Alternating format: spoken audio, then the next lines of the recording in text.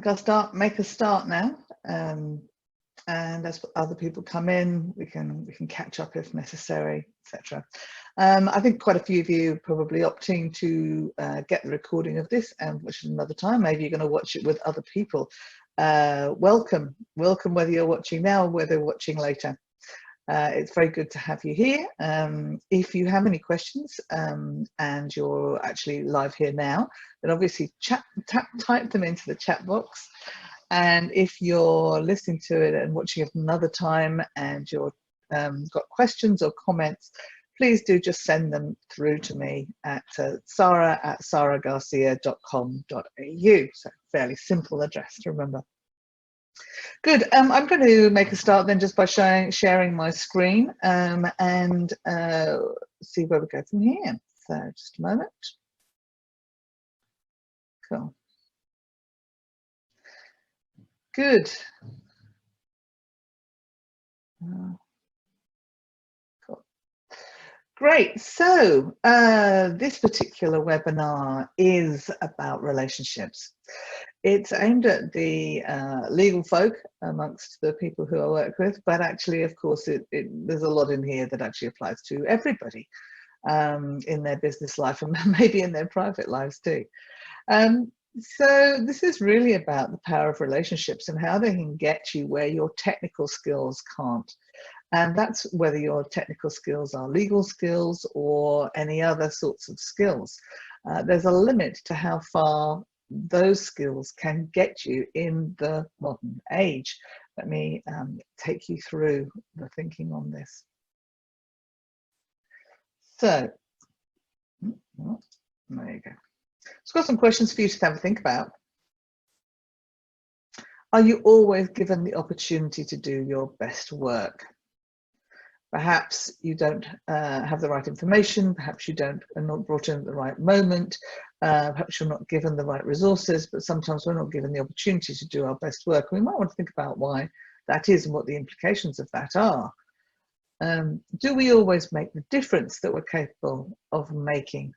I think most of us would say that we are capable of making a bit more of a difference than we actually do, and that's that's good. That's something to strive for, and something that hopefully this webinar can help you with. Does your team get brought in too late to work in the way that you know is best to work? This is a very common problem for all sorts of industries and professions and parts of the business, is that other people decide when is the best time to bring you in and what sort of work you should be doing. Well, you know as well as I do that actually we know when is the best time to bring us in, and we know what difference we can make.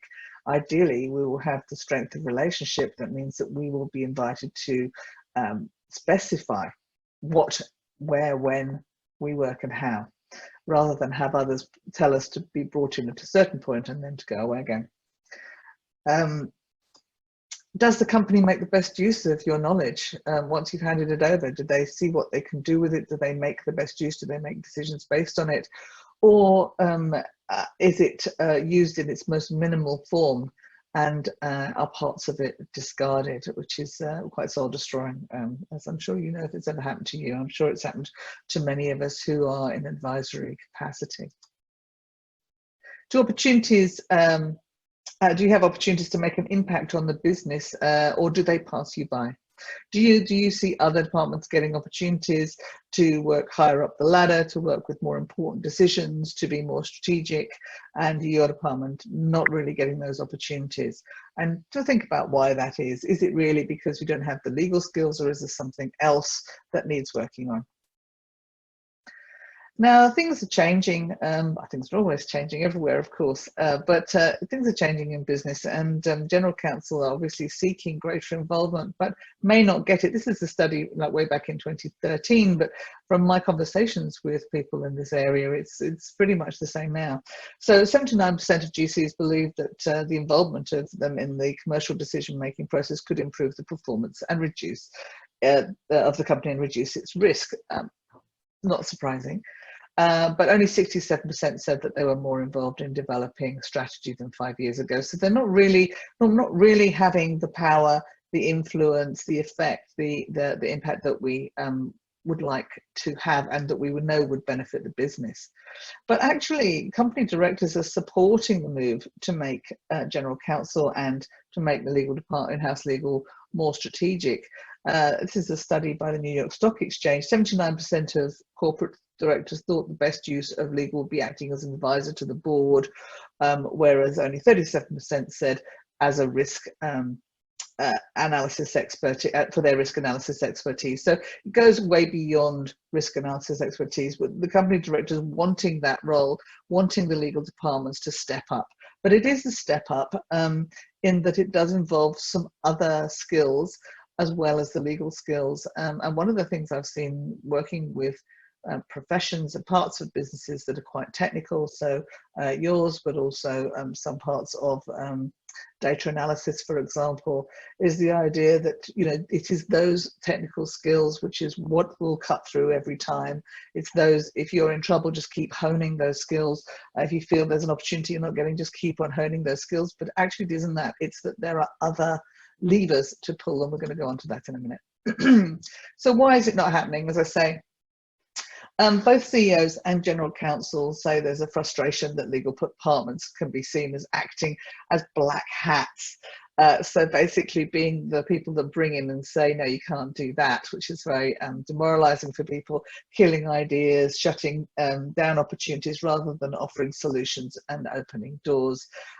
It's a role that some companies find that they want to bring in for as little time as possible, where it will do as little damage to the precious idea as possible.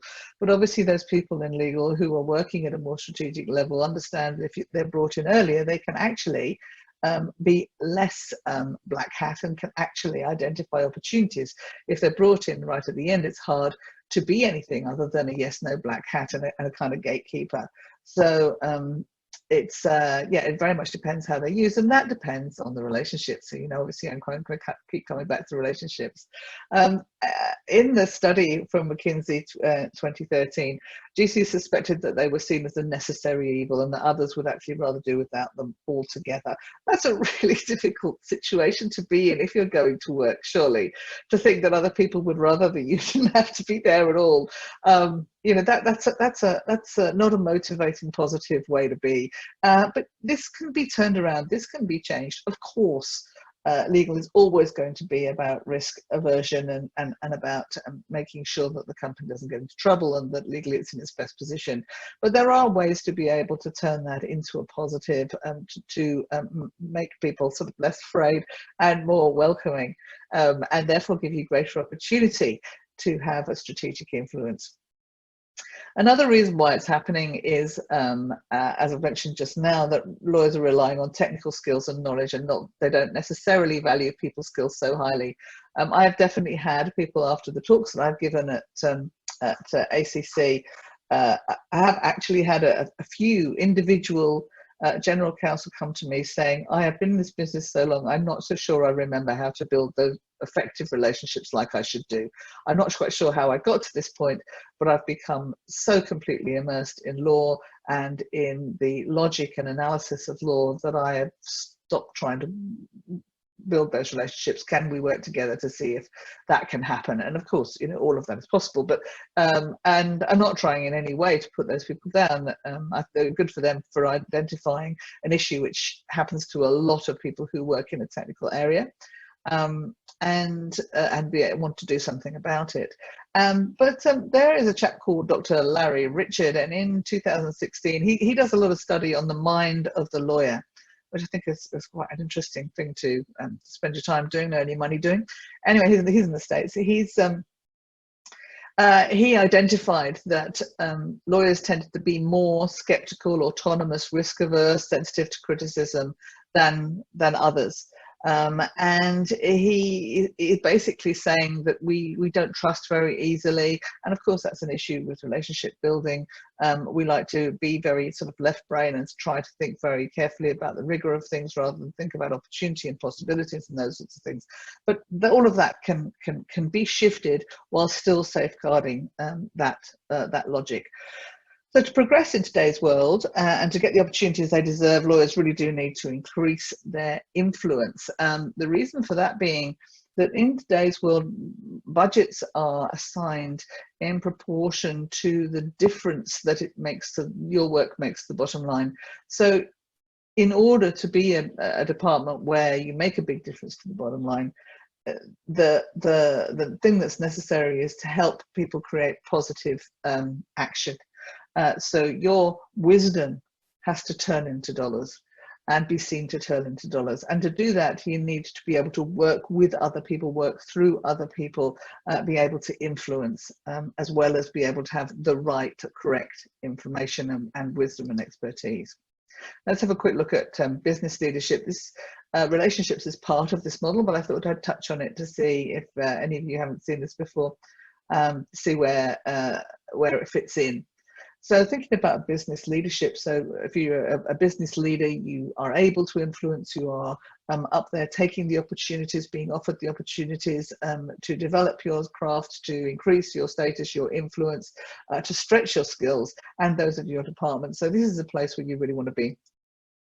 So the first of these things that we need to do to be able to get there is to identify what our purpose is. And I think just looking at the shift that some departments are making, from a position of preventing something happening to enabling something happening, really identifies a whole new way or evolved way of working. Now that in itself can prove a challenge because there are people in the department who've been working, in a certain way for years.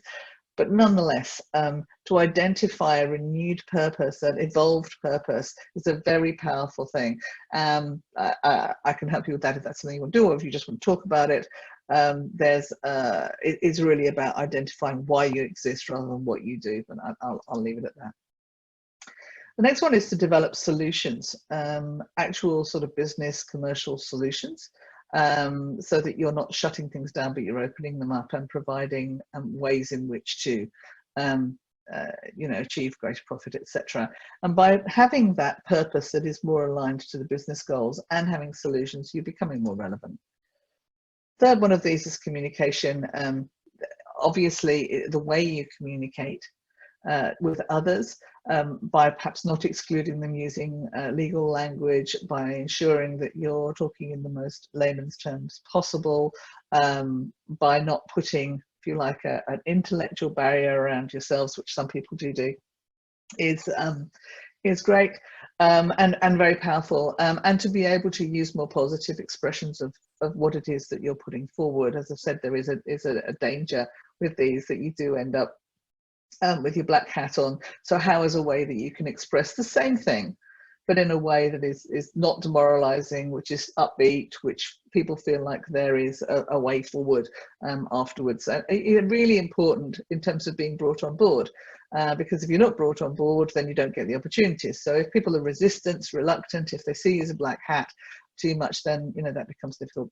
And then of course the fourth one, which is what we're going to talk about today, which is building relationships. Now if you have relationships, strong relationships, and you have strong business solutions, obviously people are going to trust you. If you have strong relationships, you're able to communicate in the right way, that will give you influence. And as I forgot to mention, but clearly on the screen here, if you've got that evolved business commercial focus as a purpose, and you're able to communicate, that gives you real credibility in that space. So a really powerful thing to do is in terms of creating business leadership and influence. Now, some people say there isn't any point in learning people skills because it's not part of their job, and we know it instinctively anyway. There you go. Good to see some more of you joining. Welcome. However, I say that actually knowing how to empower people and harness them to your cause is arguably the most valuable thing that you can learn, bar none. It's extremely powerful. I'm going to explain why it isn't peripheral and why soft skills are extremely powerful. Does anybody want to write in the chat? Say hello anyway. If you've just arrived, say hello. Let's see who's there. You want to write in the chat if you think you are more A or more B. It's not really part of your job. You know it instinctively. Why are we bothering with these people skills? Or saying that, you know, it's an extremely powerful thing that we need to know. Do we have any people who are not shy who are going to come through and tell us? Oh, shy, or they're, hello from Delhi. Hi, how are you doing, Hemant Debla? Very welcome. Very welcome. Cool. Okay, that's good. Good. So let's get that done. Just going to go back one. Good. So we are not taught in business how the business machine works, which is crazy. Because businesses, obviously, they're made up of money and, you know, spreadsheets and products and services and all of the services that go to market and sell those effectively. But really, we're not taught about what businesses are, the machine. Let me explain a little bit more about this. I ask you, how do things get done in business? What actually happens? If something happens that's really good, how does it get done? Some product is launched, some service is launched, it works really well. How does it get done? And what stops plans being implemented? And the answer is people. You could say it's budget. People go, oh, well, it's the budgets. Aha, but who dictates the budgets? You know, we spend money when it's there. We also spend money when it's not there. And the decision whether or not to spend the money is down to the people. So the people are the cogs in the business. They are the cogs in the machine. And I think it's really important for us to understand how they work. Just like a mechanic should understand how, you know, the engine of a car works. So this is the engine of the car. This is the engine of the business. It's people. And if we understand how they work, so then we can get things done and the engine can work more effectively. Go back a bit. Cool. Another reason why it's very important is because hierarchy is weakening. Now, there will always be a need for law, of course, and there will always be a requirement for a company to use it, for sure. So you don't have to, you know, nobody's going to leave you in a corner and never going to work with you again. But if you want greater opportunity, that comes through relationships. If you want to be used and made use of in the best possible way for the business, actually that opportunity comes through relationships. And the power of hierarchy in companies overall is weakening. It's definitely less strong than it was before. People are not just doing what they are told, they are working with people who they need to work with, who they want to work with in order to identify opportunities, in order to execute opportunities. So it's quite different. And if you are a person that somebody feels not only has your technical and legal skills and wisdom, but actually is someone who's on side, then that is the person that's chosen to have that opportunity and to make the most of it. I just done it again. Sorry. Lovely. Okay, this is a study from McKinsey, 2016, this one. And this is the number of hours, additional percentage hours that they believe we will be spending on using these various skills by 2030. Obviously, the technical skills, and in the legal departments, as in other departments, we're very well aware of the rise of technology in how we do our job and how we do our job cost effectively and the need to master those, etc. But also, let's have a look at social and emotional skills. Now, McKinsey is predicting that by 2030, we will be spending 24% more hours using social and emotional skills than we do now, as well as higher cognitive skills, of course, at 8%. But let's have a think about what on earth are we going to be doing with those? We're just going to be going around going, hi, did you have a nice holiday? We're actually going to be collaborating more, because what's going to be happening is we're going to be working across teams a lot. And we're going to be working with people who we feel can make things happen and who are very helpful to us in our ideas and goals. We're going to be working like this, not so much like this. So this is what it's going to be about. And that's where we need the social and emotional skills. There's a lot of businesses now who are hiring people not only just on their technical ability, but on their ability to collaborate. and this is what we're seeing here, is that it's really important when you get things done that you're able to work with people. You know, that one of those charts just before this said, you know, what stops things happening? People. If you have a team that works really well together, or just individuals that work really well together, then things are more likely to get done, and therefore things are, you know, and more likely to turn out a profit at the end. So this collaboration is really very important, because we won't be forced to work with people, we'll be choosing those people more and more. And if you want the opportunity, then you need to have these people skills to be able to deliver it. Dr. Amy Cuddy of Harvard University has written a book called Presence. One of the things she says in that, which I found really very interesting, is, and you know, I work mainly with people who are very clever, like yourselves. That's my audience.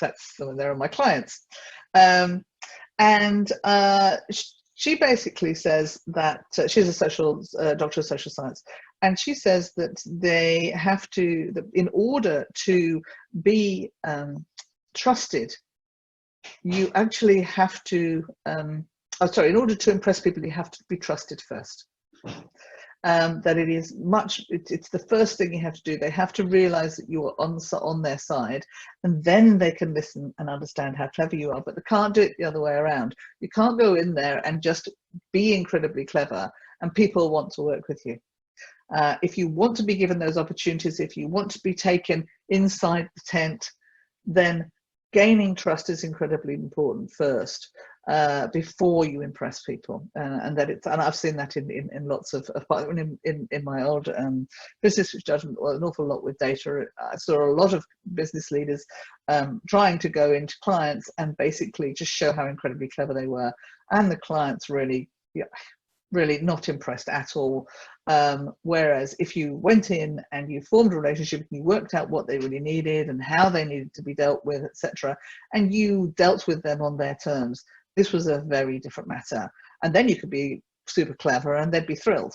But if you go in with clever instead, it really is it can be actually quite detrimental. So my question to you is, are you pulling both levers? Now, task is obviously your legal expertise and all those skills, but there's another lever to pull, which is the people lever. And it's a legitimate and lever. It has integrity. I'm not suggesting that you play horrible politics and you lie or cheat or anything. Suggesting that that the machine is made of people and there are ways to make the cogs work better. And obviously you're going to be in a better position if you're a facilitator of cogs working together. And to what extent do we spend time on the task, and to what extent do we spend time thinking about the people and how what we're doing is going to be received, and adapting it because of that. So we get frustrated that sometimes as black hats we're brought in too late, and our relationships with the others in the project team could be better. So what should we do about that? We need to look at relationships and how to build them strongly. And the first thing that we need to remember is that it's not about us. It's not about us, and it's not about law. It's about them. It's about whoever we're working with. That's the focus of who it's about. People want to work with those who help them achieve their goals. That's what they want to do. They want to work with people who are going to help them. The best way to achieve your goal is by helping other people achieve theirs. So the core to building strong relationships is actually empowering others. I'll show you the aspects of this. So I've got a relationship wheel here that I developed, and it's refusing to come up, which is interesting. Oh, it's gone miles forward now. Sorry, go back. Cool. So here we have the wheel, we have an axis, or areas really, because they're not necessarily the opposite of each other. Empathy on one side and positivity on the other. And we also have opportunity and support. So starting with empathy, let's see if empowering others, starting with empathy, understanding their personal and business needs. So thinking very carefully, not just about what is the brief, but their personal and business needs. What are they trying to get out of this piece of work? Or for their team, for themselves, for the business, for the future? And what is the implication of that for us? To do that, we need to go through a process of really asking ourselves about the people that we work with in order that we can work with them in a more synchronistic way. So we need to give them what they need. And this is one of the big things is people say to me, yeah, but I know they asked for this, but they really need this. And yet if you offer them this, so they say, oh, no, what I want is that. And, you know, how frustrating is that position to be in? And a lot of people are in that. But there is a way to deliver them what they need, but include this or put this in a framework that seems to address the things that they think they do need. So it's a case of how are you handing this over? How are you dealing with what they need, what they say they need versus what you know they need? So we need to have a think about their ambitions and their pain points. How do they prefer to work? Do they like everything in advance to read through? Do they never read the detail? Do they always need a meeting? Do they like time to go through things? Do they not? You know, what are they trying to achieve? How are they trying to do it? And how can we dovetail with each of those? Why are they trying to do it? What's the end game for them? Is there anything they're trying to avoid, or people they're trying to avoid, or processes they're trying to avoid? What do you know they need that they may not realize they need? And how are we going to put it in their framework so that it fits in a framework and they understand that they do need it? But it needs to fit in their framework, not our framework. So it's to do with how you put it, how you position it, how you deliver it, and get them to that point of view. Because, you know, a lot of this influencing thing, in order to be able to be effective, is really about selling your ideas, about the idea that you don't just, about the fact that you don't, today, this is everybody, we don't just go and give the information to people or opinion to people and walk away. If we have a strong belief that this is really important for the business, then we have a responsibility to see how we can put that in the most positive and acceptable form possible so that people can take it on board because we believe it's really right. You know, that is our responsibility. Let's have a number two. Number two is, do we communicate and behave in their style? Now, I don't know if any of you've done any profiling work. I work with DISC quite a lot, but it's a very evolved form. So, and I only use it really for communication and behavior rather than as I don't know, it's about who you really are in the world. And it's extremely useful. So what we've developed here, or I've developed now, is a sort of almost like a vocabulary and a lexicon for different sorts of styles, an ability to be able to identify different styles so that you can be more persuasive, I suppose. And so that people will trust you and listen to you and get on board. So let me just give you an example. So really we're trying to match whatever their style is and put things in the way that is most easy for them to understand. Now let me show you some examples where you will know that I'm not suggesting that you change what you say or you be disingenuous in any way, because I think it is important to be genuine. Here are 4 business leaders. If you've done DISC at all, you probably recognize where these are all coming from. And you may know people in your organization, you may have stakeholders who are like this, but I think it's really important to think about how would you present something to somebody, an idea. If I were presenting an idea to Hillary Clinton, I would be trying to do it as directly as possible. Would not be providing a half a ton of detail. I'd be about things being fast. I'd be about the results being there. I'd be super confident. I'd look her in the eye. I wouldn't mind if she asked strong questions. I'd come back with strong answers. You know, it'd be that sort of quick now, blah, blah sort of thing, straight talking. Joe Biden here, I don't think anyone would doubt that he was probably over here in this corner, if you know the profiling. This is about warmth. This is about caring of people. You'd need to form a personal relationship, I think, with Joe Biden, in terms of, you know, knowing that you're having a laugh at the same thing. I'm sure that laughter is a really important thing for him in terms of trusting people and bonding, and that is a very important thing for him. And he's about possibilities. He's going to be about adventure. He's not going to mind if things aren't certain. Whereas other parts of the map are very concerned about certainty. You know, and you yourselves are very concerned about certainty, of course, in law. Let's have a look at Angela Merkel. Very steady, you know, the steady hand on the tiller. She doesn't want things fast. She doesn't want change of directions. She is, you know, she wants things done in a caring way, a real diplomat. So you wouldn't necessarily be, or you wouldn't be as direct as you would be with Hillary Clinton.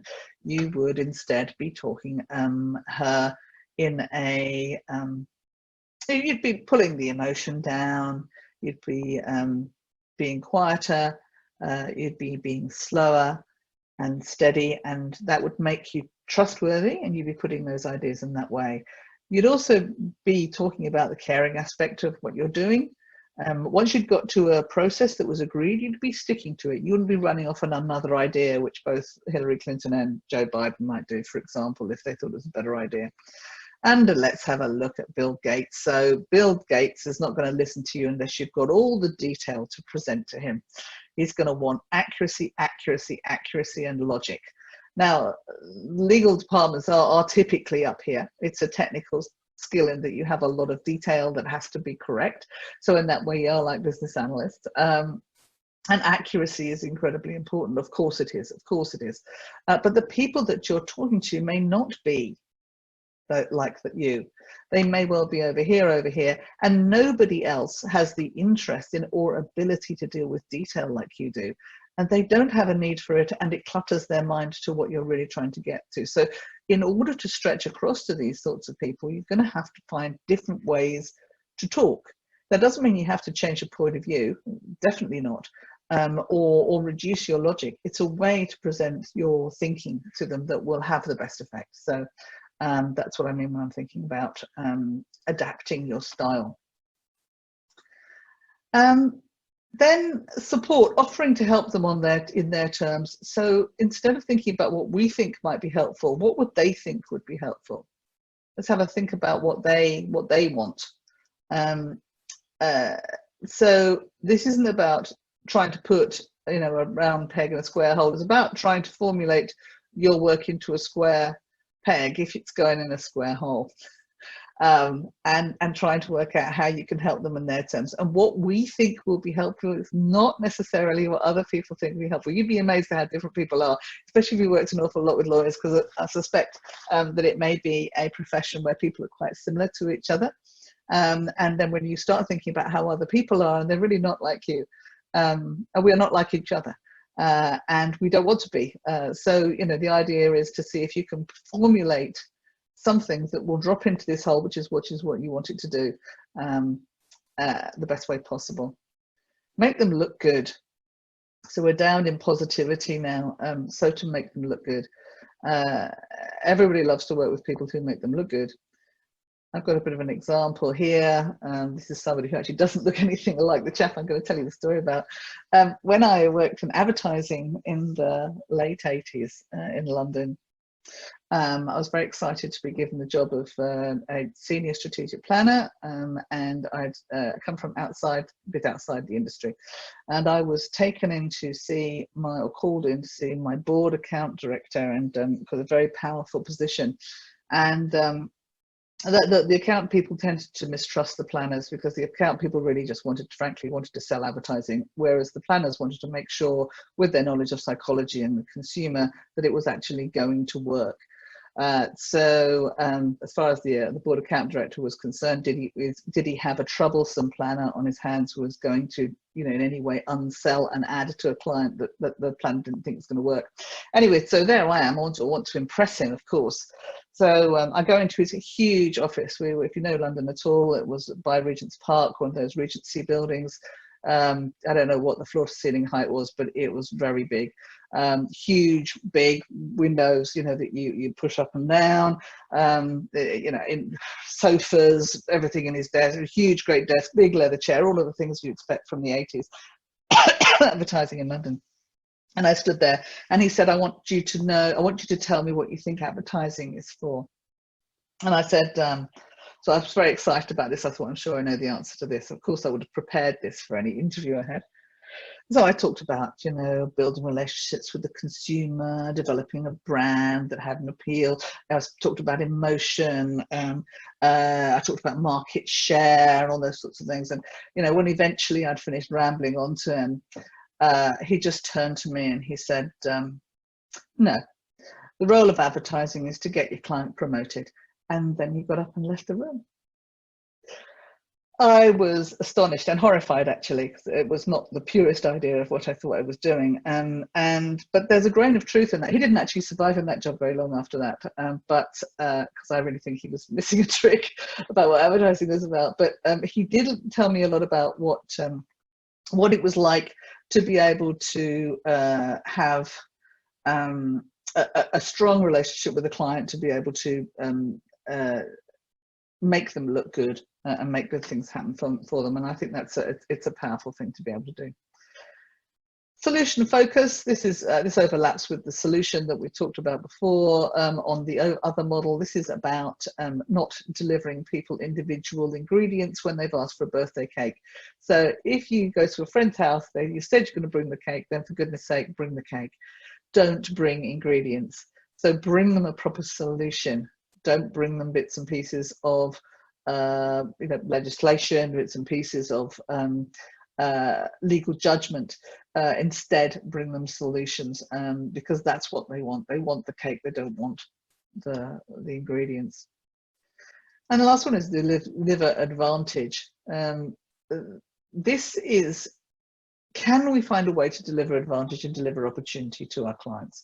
Can we do some work which will enable them to be in the right position to move forward? This is exactly who people want to work with. It's people who can give them advantage. Remember, we said before that we achieve our goals by helping other people achieve theirs, and that's how you develop strong business relationships. And that is exactly this. Is there anything our work can do? Sorry, excuse me. Or the work that we, or the way that we deliver it, that means that we can deliver that advantage to them. Can we provide them a key? Is there something we can do that will help them towards that? And, can we think about that? So I'd like you to have a little think about this table. So here we have a table of relationship status, if you like, relationship skills. Have a think about where you are. And if you're going to do this with your team, which I think is a good idea to do, see if you can score yourself between 1 and 4. So the first level, let's hope you're not there, is a very damaging one, which is ignoring or being unhelpful to stakeholders, and I'm sure, and peers, I'm sure you're not doing that. Obviously, that's very destructive. You're not going to get anywhere with that. Level 2, this is ineffective. So this is compliant, and it's interesting to say why I put compliant next to ineffective. Surely, if you're compliant, you're effective. But actually, if you meet the request but you don't get involved, then you're really not doing anywhere near as much as you could be doing. And rolling up your sleeves and getting involved in the business and making the most of the knowledge and skills that you have. Level 3 is functional. So this is about management. So this is about speaking and behaving with consideration as to how the work is received. So having a thought about that, you're managing the relationship, you're managing your work, you are thinking about it and doing your best with that. I think a lot of people are somewhere between 2 and 3. Have a think about it for yourself and for your team. It might be different with different stakeholders. You might find that some stakeholders you find more difficult than others, and have a think about why that might be. Are they just very different from you? And is there a way in which you can adapt to help that? And the fourth one, the place where you want to be, because this is where you're going to get your advantage and be given your opportunities, is if you have relationships that are about empowerment. So you're empowering others by adapting your communication, you're providing support to individuals, and delivering opportunities, and you're remaining positive and solution focused. So that's a hard ask when you're working with what you're working with. But there are ways to do it, and there's definitely a mindset shift that says that when you say to yourself, I think we really need to be doing this. And that's, that's the first step to making the changes. Once you get here, of course, you're going to have more strategic involvement. There's going to be greater trust in working with you. You're going to be brought in sooner so that you can do your best work. You're going to be given greater autonomy so that you can decide how you work, etc. And going to be given greater recognition for the work that you're doing. So quite important. What I've got here is an action sheet, and we're going to send this to you. And if, in fact, obviously you've been getting you've been watching this later on anyway, you already have this in your pack. But this is the action sheet for you to decide where you and your team are. What I'm suggesting that you do is have a look through each of these and say, okay, so in terms of empathy, what is our score? You've seen what the skills are that relate to empathy. How is it impacting on your goals? And what would a top score enable you to do? So if you were really brilliant at this, what would it enable you to do that you can't now? So thinking about the challenge and then thinking about the first thing you can do to improve it. Now you can do these with each of these 4 aspects of relationship building. And so you can see where you are now, you can see what would happen if you if you were somewhere else, if you were in a better position, and you can challenge yourself to decide what's the first thing I can do to get there. And this is something you can do with your team. So happy to share this with you or send you it. And of course, I'd be very interested to hear where you've got to with your team with this. If you'd like some help further, and this is just me talking about what it is that I do in this area. So in this area, I do training and coaching online. Everything's online these days. When we go back to person, we can do the training person to person, but at the moment it's all online, it's all working fine. And for that reason, I've turned it into 2 half days rather than a full day. I think a full day is exhausting online, and I don't think it's really feasible for people to be taking on information in the middle of the afternoon if they started online and in the morning. It's just too much. So first of all, we do the training online, the outcome of which is more effective, influential team, which is offered more opportunity because you're developing and maintaining empowered relationship. That's where we're getting to. And what do we do to get there? Well, we're going to identify the styles of people. That's the people in your team, the people in your stakeholders, and we're going to adapt style to create synergy and trust. So we're going to work out how to do that. We can use examples of real stakeholders that you have or people that you work with, peers, etc., so that we can make it the most useful possible. We can identify the needs of those stakeholders and how to deliver to them in their terms. We will practice providing solutions, not information, and changing the language so that it is positive and empowering, and reduces the legalese and takes the barriers down so people find you more accessible. Then there's a coaching, which really happens after the training. It's kind of one plus the other rather than one instead of the other. So this is about taking those new strong behaviors and putting them into place in the workplace straight away. In my experience, if you don't put anything in place after the training session in the next 10 days or so, it's very unlikely that anything will change because behavior won't change. Once you've gone straight back to your old ways, it's hard to go back to the training. So that's why the coaching is so important, because the training is not what changes behavior, coaching is what changes behavior. So we make sure that that is embedded in your business. And the content is about working with real live examples. So I work with you on preparing and rehearsing conversations, reviewing documents, emails, way that you're going to talk. We work with you on the analysis of stakeholders, how best to approach them, on developing your solutions, etc. So all the things that we've done in the training. When you come to use them in your business, and there's an opportunity to use them, which is pretty much straight away, you'll be able to get results immediately from this. And I have many people who've been doing this sort of work with me, and the biggest thing that they say is, my goodness, something changed the very, very next day. The results changed the very next day. So very exciting place to be. So I hope that I may be able to hear from you, and you might be interested in working with me on this, either now or sometime down the line. Okay, that is the end of the webinar for today. I just want to say thank you very much indeed for joining me, whether it's now or at another time down the line. If you've got any questions or you've got any comments that you want to make, please do just send me a line at sarah@sarahgarcia.com.au. and I'll be really pleased to hear from you. But thank you very much indeed, and stay well, and take care. Bye now.